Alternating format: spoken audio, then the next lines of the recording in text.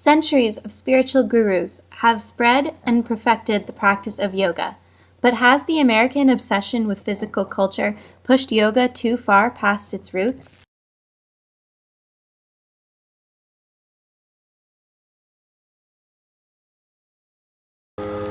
In 400 BCE, Patanjali wrote the Yoga Sutras. For the first time, long-standing spiritual and physical practices were recorded in an organized way, giving birth to the system of yoga, a way of life based on 8 principles called the 8 limbs. These form the foundation of what to do and not do in order to walk the yogic path and achieve liberation from the earthly cycle of suffering.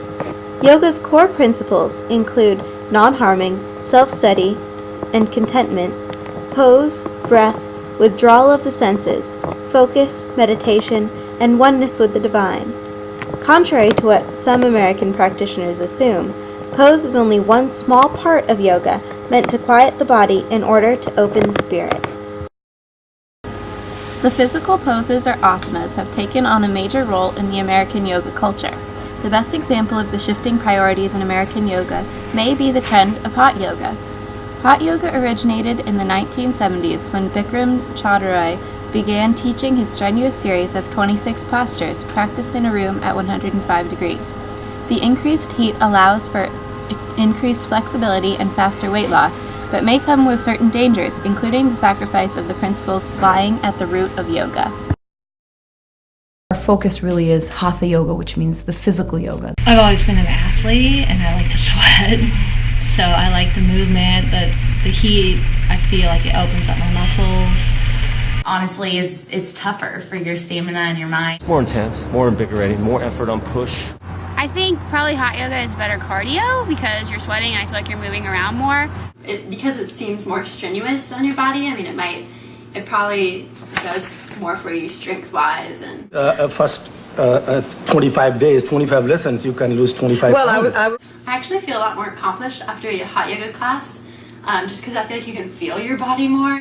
I think that hot yoga, I feel even more like, I don't know, refreshed after it, just because I feel like I work even harder in it. I think that hot yoga and what is taught in many, many studios across the United States is not really yoga. It is the Hatha branch of it. It's an asana practice. When you are 20 pounds overweight, I cannot tell you are in good shape. I got to tell you have 20 pounds overweight on your face, and you have to lose it from tomorrow. No lunch, no breakfast, and half a sandwich dinner. It's great if you have maybe a more intermediate practice. I was sweating so much that I was, focusing on trying to wipe my sweat and not slip on the mat. I think in the hot yoga I'm too worried about how much I'm sweating. It's the truth. Then I need some water. I need to change my clothes. When I was in hot yoga, I had a harder time meditating because I focused on other people more. Some people get a little aggravated by the heat. Pitta, if you're a little pitta, the heat can kind of aggravate your pitta personality, which means you might be a little more agitated or anxious. You're focusing more on your strength and being able to clear your mind. So it's kind of distracting from my breathing and my concentration. An asana practice jacks your nervous system up, that energy thing, and a true pranayama practice settles the nervous system. A big part of our practice is to be non-judgmental. Right. So your outfit has nothing to do with it. And your outfit has nothing to do with it, as well as mastering some crazy pose. If you think I'm insulting you, it's your problem, and I don't care. I really liked the hot yoga class. It's the physical part of yoga, and that's not the whole thing. It's much more complex than that.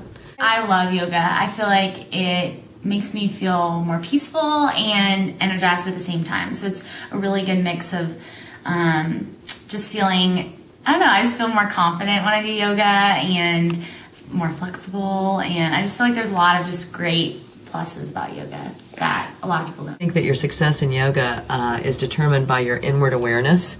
I think that yoga looks different for a lot of different people, but it's so amazing because no matter what your religious background or your individual state is, it can take you to a place where you can relax and you can find peace within yourself. And I think it's a really good place to meditate and think. And oftentimes we don't do that, or we don't really do that enough, I think. There's one destination, but many paths. I'm not worried about other things. I'm only worried about the actual yoga class.